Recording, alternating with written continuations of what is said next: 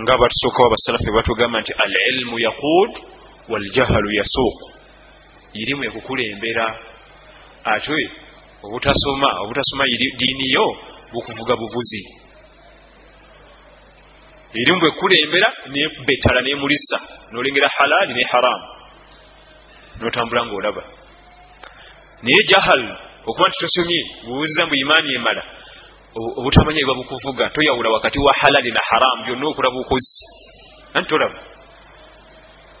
al ilmu yaqud wal jahl yasuq. Irimu ekukulembera ate obutasoma irimu yo bakusikambula busikambuzi nga bakutwala butwazi.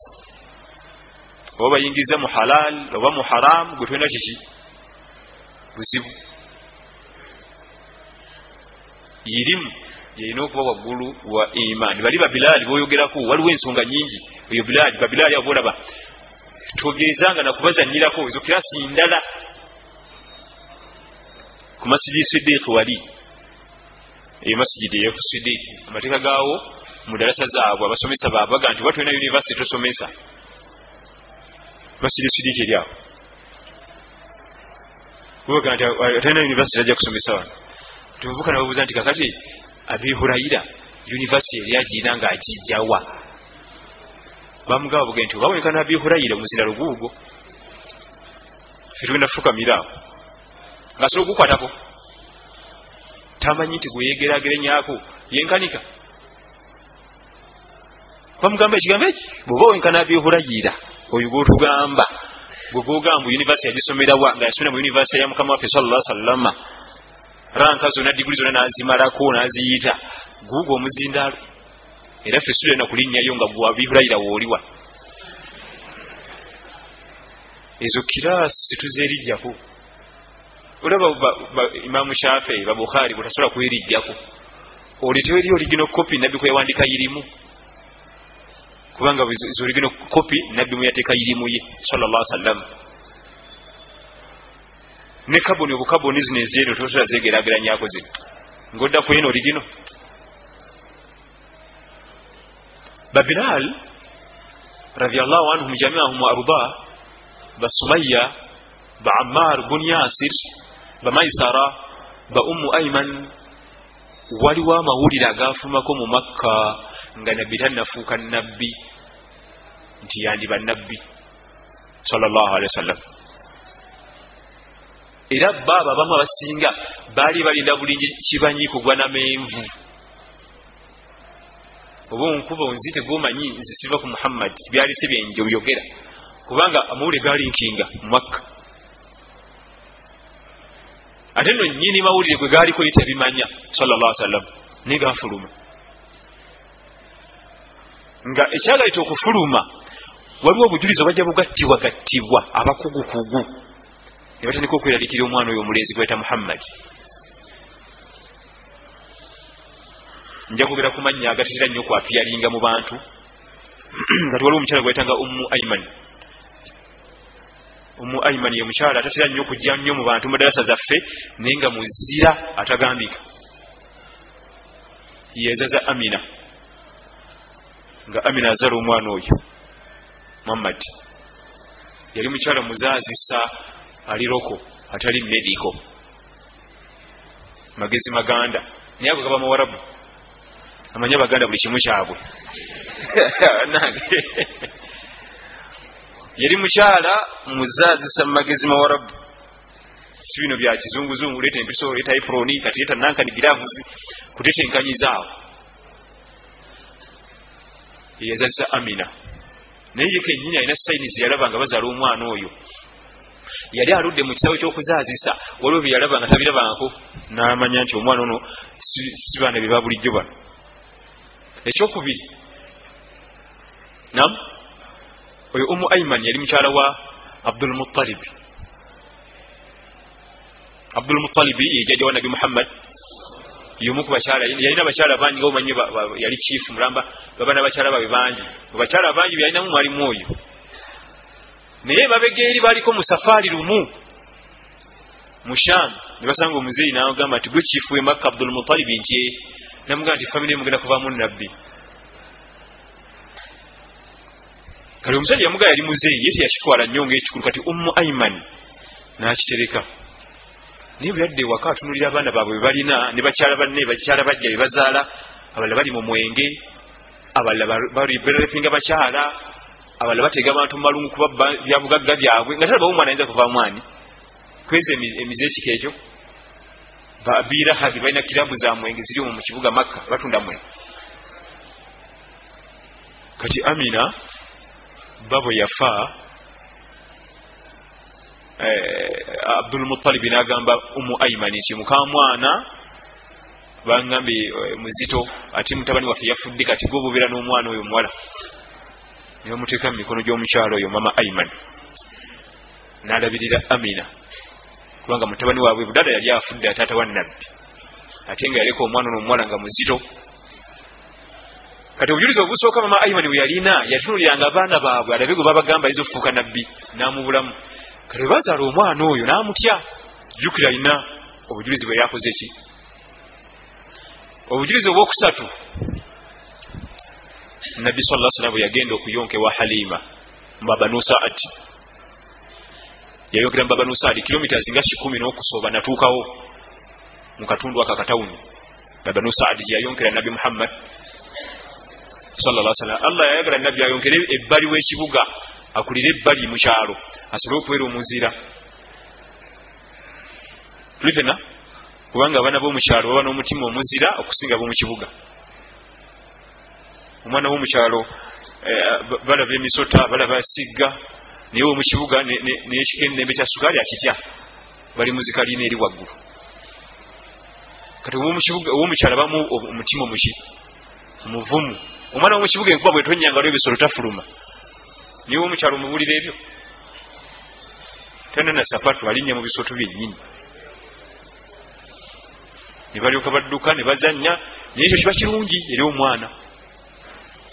Naye bwe yalima Banu Saadi malayika Jibrilu nejja nemugjamu omutima negunaaza ne Zamzam. Awo waliwo ebintu biwanvu. Kati Halima yali ayonsa omwana Nabbi yalina emyaka 4 mu biseera ebyo bwe bamujja ne bamugjamu omutima. Halima yatya naga nti omwana wabiri ayinza okunfaako kampite nnyina ono ajja amutwale afudde yamala dde omuyonsa. Bwe yawandika ebbaluwa ng'ayita Amina gy'akima omwana we kati okuba Amina yali abira ne mama Ayman ewa ssezaala we nga gy'abeera. Mama Ayman yajja naye ne bababuulira ebyaliwo kubanga ye Halima tiyalaba baana banne be baalaba ate bato. Amina yabigaanirawo n'abasekera n'obasekerera ate mama Ayman n'abitwalirawo kubanga ye alina bye yali yalaba emabega. Era n'atandika okubanga ye ateeka eriisa ejjogi ku mwana oyo. Mu bufunze Amina yafa nga Nabbi alina emyaka 6. Tulifena oyo mama Ayman yafumbiranga Nabbi emmere ng'akumyewo okulunda. Muhammadi wangi emmere eri awo ku mmeeza. Ekyo kikanzu kijeemu nkyoze kigubye nnyo. Beta nkingira nkikunyamu wano nga omanyi abakyala bakuzeekuze abakulukula alabirira akazzukulu. Era Nabbi agamba nga sallallahu alaihi wasallam nti ummi baada ummi Ummu Ayman. Maama wange oluvannyuma lwa maama wange ye mama Ayman. Yali alina muyita jjajja n'olwokuba nti yasukka obuzito n'amuyita ddala maama.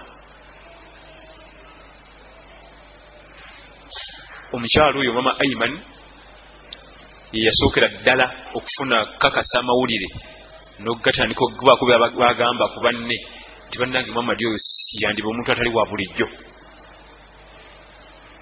Kati ekyamala eggobye mu kibya kyali ekintu eki Nabbi sallallahu alaihi wasallam kutandika kugenda kusuubula. Awo kalumanywera byonna ne bali bateebereza balina ku mawulire. Niye mwana watu Allah alina obuyinza amawulire gatambuliranga mu bantu banaku abadduddu abakirasi ez'owansi. Kubanga mama Aymani bayi yali mu buyinza naye nga omanyi abo abasajja babali mu buyinza abaana b'abakyala abamu n'abasula nabo abo n'amuleka ekitanda na kyakulya ali eyo yamuzalamu baana biye ne yeegendera. Wadde bayi yali mu buyinza naye ng'omukyalo ne bamusulawo ali eyo yeyeefaako.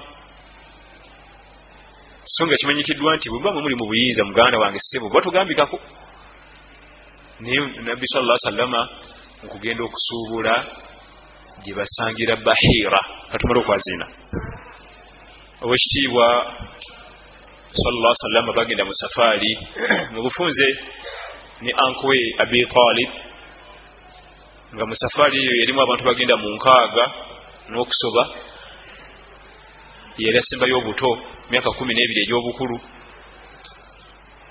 n'omuvubuka omulala bamutanga Maisara era naye yali mutomu batuuka eyo mu Sham musize Shami mu ssaza lye Shami nga kati gye balaba gye bata Syria, Lebanon, Jordan n'ekitundu ku Iraq egye bayitangayo Shami gye basangira omusajja omuzeeyi nga bakyamya okulya emmere eyalaba obubonero bwali bulaga nti omwana ono omulenzi agenda kubeera nabbi wa Allah tabaraka wa taala. Yerabira ku kire ekyali kimubisse kubanga abakulu bwe batuka okulya emmere bali basajja banywa mwenge balungi bwe batuka okulya emmere mu restaurant gye bayingira mu bagaana bavubuka babiri abato basigale wabweru nga bakuuma emaali ku nsolo emigugu kati ng'eddungu temuba mubisiikirize naye ng'okuva wedda yonna nabbi wedda gyayita yonna ku myaka 12 nga tambula n'ekire ekyo ekimubikka omusana guleme kumwokya naye nga tosobola kukiraba okujjako nga naawe toli muntu wa bulijjo buli wooliraana alimu obulungi nawe otera okufuna obulungi kati olwokuba yali atudde ne munne Maisara abakulu bagenze kulya bano bali n'enjala yebalumira ng'ekire kibisse babiri kubanga noona amuliraana omuzeeyi bwe yalaba ekire ekyo nga kiriwo kyokka n'amanya nti we kiri wansi wateekeddwa okuba nga liwo ekitonde ekyenjawulo n'ayita omu ku bo Maisara yeyagenda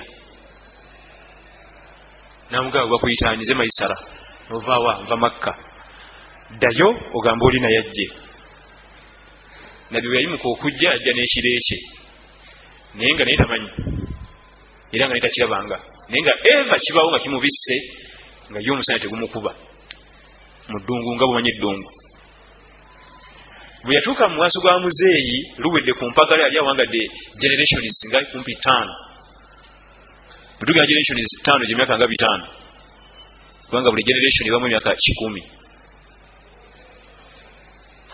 nambuuza amannya go ggwani namuganze Muhammad bun Abdillah ovaawa nva Makka nakka wansi muzeeyi ku bigere bya Nabi Muhammad sallallahu alaihi wasallam n'abikomba kubanga yamanya nti ono gwe ntuuseeko ye mukama wange nabbi wa Allah tabaraka wa taala. Kati omwana ono omuto ku myaka gye yatunula butunuzi ng'omusajja muli bize olugabirizi ze yali ayambadde bamaze ebbanga mu ddungu ebigere byonna bijjudde enfuufu naye ekyo yakitwala nga kikulu kubanga yali atuuse ku mukama we era alabye mukama we nga talina ngeri ayinza mumuwamu kitiibwa okujjako okukka wansi n'amukomba ebiki n'amutwala mu nnyumba n'amugyamu ekkanzu n'amukebera omugongo nga mulimu stamp ebeera ku bannabbi naye nga ne stamp eyo temala galabika okujjako nga nawe mu bulamu bwe olimu extras ng'oyo ze yalina. N'amubuuza mu maze okulya nti ati tunaba baatuke bajja tuweereza omuntu atuleetera emmere naye bakiki simanyi kumbe baliyo baatuuka eri nga badda ku lusinzi nga babeerabira lusinzi ogimanyi bw'okulagana n'omuntu wa lusinzi emikisa gy'okujjukira giba mitono. Kati nga ye n'agamba abantu abali mu restaurant babaweereza mu emmere ennungi mu gitwalire bakama bange bali weerwawo n'agenda n'abuuza mu restaurant munda ani nannyini baana abalenzi ababiri abali wabweru Abi Talibi n'agamba nti bange n'amuzza wabbali gwozaala abaana abo nti aa omu muddu wange Maisara yali muddu we ate omulala mwana w'omuganda wange Budala yafa webayita Muhammad oyo mwana wa muganda wange era nze kitaawe natambule nabo mu safaari eno byala bayiga okusuubula namugamba nti oyo omwana gwe bayita Muhammad muzzeeye Makka eyo mulaga wali abayudaaya bajja kumutta. Omusajja ono bamitanga Bahira owareye we yali nti singa atuuka eyo gye balaga nga waliyo kafulu alaba nga nze alabira ewala n'alaba nti omwana agenda kuba nabbi wa Allah ajja mutta kubanga abayudaaya tebagala bannabbi ajja kumuttirawo. Abi Talib yalaba kana akasajja akakadde bawa yazigasse bugasi omwana wa muganda wange njagala ayiga okusuubula gaggawale afuke binojjo mbumuze yatule butuuzi mu bufunze waliwo biwanvu awo. Kati nabbi bwe yadda Maisara mubuuza owai muze yakubeeredde ki nti ate mmanyi n'atunulira ebigere ebibadde biddugala nga bitukula. Maisara nazzayo amawulire age Makka nga safaari yewedde. Ummu Ayman bwe yagawulira nga tayinza gabuuza ate Muhammad anagajja Maisara era amawulire ago ne gatandika okutambula mu banakunaku ba Bilal ba Ammar ibn Yasir. Kyeyagala otegeere wano abantu betera okuwangala nabewaka nga banakunaku nga agala kigeeti kyo oba house girl batera okuba ne bwino omukwafu faati banyiriwo nga kimulina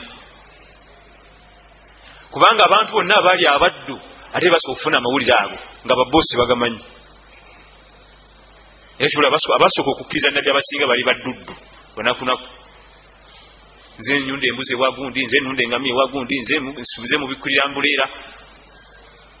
Ebasooka okulaki kulwaki awo sigala owo amanya data nti Haji oba taliiwo waliwo omwami akyala wano anyumiza kawusigalo munno waawali kubanga zekiraasi bwe zibeera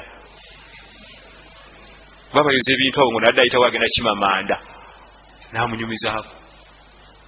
Amawulire nga malungi naye nga tambulira mu kiraasi ezo era bwe zityo.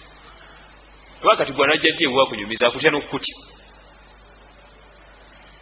Tuli ffenna nkulazeko katono ku ngeri amawulire gye gaatolokamu ne gayingira mu bantu abamu. Kati abo Bilali baali balinda bulinzi kibanyi kugwa naki namenvu nga baamanya dda akawunvu n'akagga. Naam kaakati ono baagala okwerijjako ngali bafuna dda information yenkanidda baagifuna ng'ebulira ddala emyaka 2 kubanga baagifuna nga nabbi alina emyaka kumpi 13 bwe bagimanya bagitereka naye nga teyitamanyi sallallahu alaihi wasallam ne bagumikiza mpaka myaka 40. Ummu Ayman oyo gwe twogerako mukyala genda omusomeko nnyo mukoleko nnyo research muzira kubanga yaliwo nga nabbi azaalibwa sallallahu alaihi wasallam ate yaliwo nga nabbi afa sallallahu alaihi wasallam. Naam era yali senior advisor wa mukama waffe sallallahu alaihi wasallam. Nabbi yamwagala nnyo era bwe yamala okusenguka nga tuse Madina yamutumya ne bamumuleetera nga nabbi wabeera era yamuwanga amagezi ebirowoozo ebimu namuleta ku kintu awo tukole wandibadde okola bwoti mutabani. Era mu kufa mukama waffe sallallahu alaihi wasallam ng'afa Mama Ayman yasembayo muwe ekirowoozo era ekyagasa eno kubanga jjukira nabbi yafiira yali amaze okusetinga ejje nga Usama bin Zaid yali kulembera bagenda mu Rum kutabaala naye nga bagenda kutwala okuva ku Abubakar Siddiq radhiyallahu anhu wa arda mpaka ku sahaba asembayo naye nga nabbi muyi aliko kikuba mukono. Mama Ayman n'abigaana n'amugamba nti mutabani ejje eryo lindeko kusimbula omala okusuuka bw'onosuuka lisimbule kati singa lisimbula Allah n'agera ekirala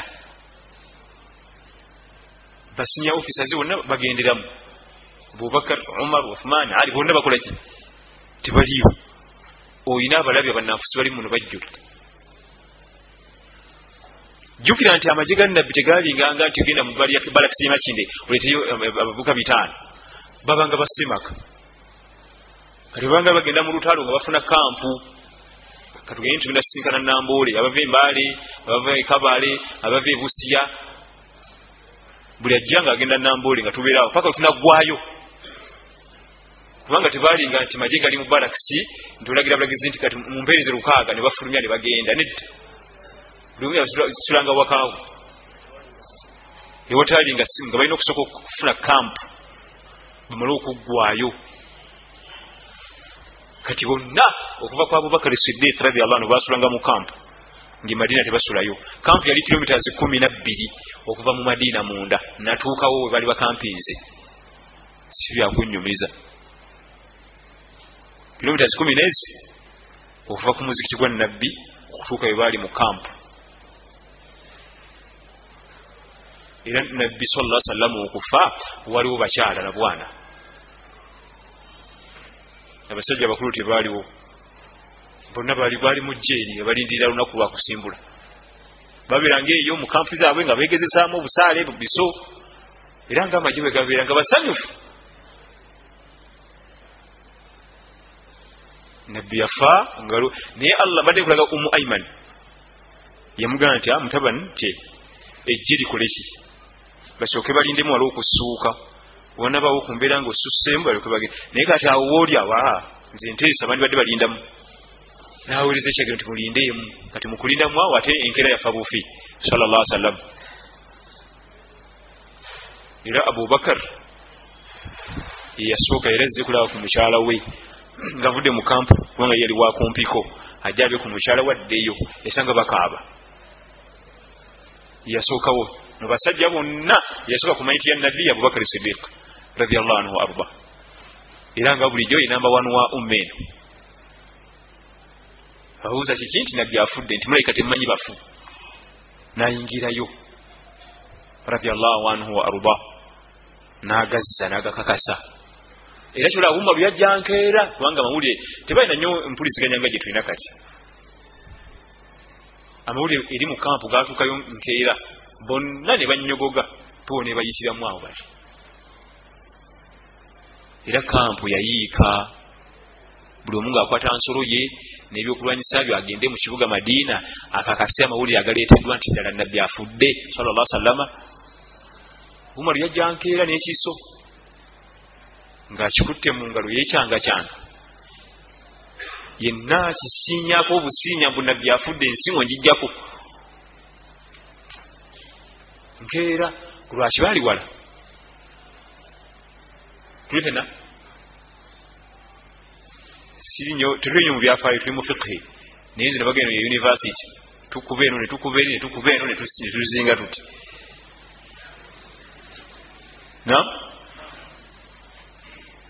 oyo ye Ayman y'omu ku abazira ba umma betuyisaako amaaso. Tumuyisaako amaki amaaso mukyala naye ssebo Allah yamuwa obuwangaazi n'alaba ku makula ge mutabani we gwe yalira muzzukulu we n'amulaba nga Allah mukwasizza obuyinza obwenkanidde awo n'abeera naye mpaka kufa. Naye situmusomye tugendanga n'ogamba tutasoma ku Ayman edda tukonyeko muki genda gwe kennyini weekole research emala obulungi ku Ayman wajja kuyiga ebintu bingi. Mukyalo ono si wa kusaaga n'akatono munene yakolera ebintu bingi eno. Olaba ekirowoozo kyawo ekirowoozo kyo kirabya ejje lino lirindeko okukola ki okugenda okulwana kyokka baali balaga wala nnyo oluvannyuma Abubakar nga kutta obuyinza era kyeyasooka okukola kuweereza jjeero ligende. Nabbi yali ayagala era baagenda era baakola bulungi ne bakonereza akisa ennungi. Nabbi Hurayra kolo yali agenda. Abi Hurayra radiyallahu anhu yali talwana kubanga yali yakulanga munafu mukikulanga mubiri gwe mu ntono n'empewo oyinza omubatwalako gwe mutegendeza kibuyaga najja obulungi ayinza omutwala nga akapapula naye ng'amaanyi ge gali muno muyirimu mu byamumaaso bino nga bali muki munafu naye kasitodda muyirimu mu bwongo wano ng'owedde toyitawo. Naye kwolwo olutalo yagenda era nafunayo ebyobugagga nadda nava mu muzikiti yali asula mu muzikiti nadda nava mu muzikiti nafuna n'omukyala. Naye entalo endala yasigala nga nze nja kukuma omuzikiti gwa Nabbi mwe mugende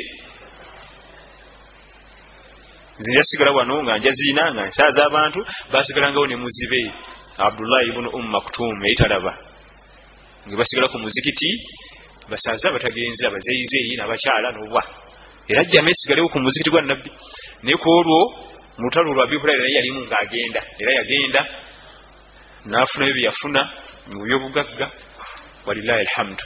Kale no bali yalabalagako nti babilaali abo basaba nabbi tubegerezangako abo tubaleke tinga balina imaani nga tebannasoma Quran bwoba oli mbasaba nabbi fesudde kukunyega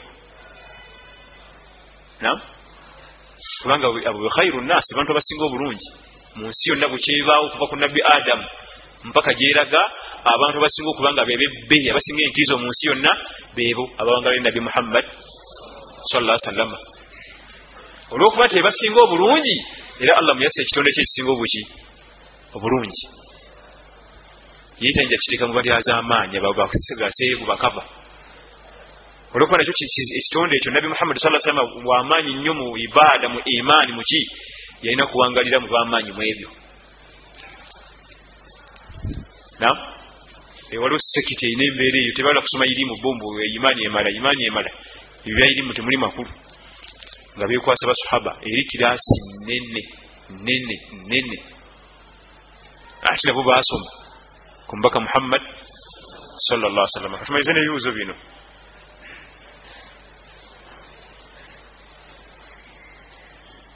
Nabbi nti yazaalibwa siwa nti nga awunya akawoowo. Nabbi nti yetalina waliwo ebintu bw'ogenda kusoma mu byafaayo bya nabbi kuba nti tuli mu siira waliwo bye yazaalibwa nga byanjawulo tebitera kulabika bulijjo ku baana ayagala obimanya ogenda osome ku byafaayo bya nabbi Muhammad sallallahu alaihi wasallam. Omukyalo ono Ummu Ayman byalabirako kubanga yali muzaazisa ng'azaazisiza ku baana bawera nga talabanga ki bintu ng'ebyo naye yabiraba. Ono avudde ku mulamu ono abuuza kirala.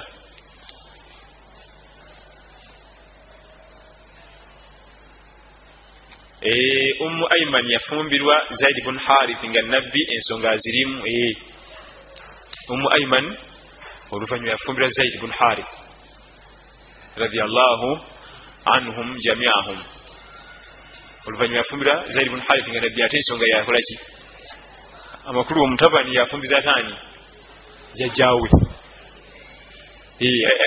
Wano faabeeru ffe tulina ennyo enankani ku myaka abaddugavu ffe tulina ennyo okweronda mu myaka nga tuwasa n'okufumbirwa. Abaddugavu abeeru tebakiina bokulaga omuvubuka wa myaka 25 ng'ate omukyala wa 35 ate n'amuwasa ate obufumu ne buba bulungi. Naye wano waffe mu buddugavu omukyala okubanga mwenkana bwenkanyi ewamu bakulemese bagamba omukadde. Naye mu byafaayo by'obusiraamu emabega yonna abantu bafumbiriganwanga ng'ono mukulu kwoli.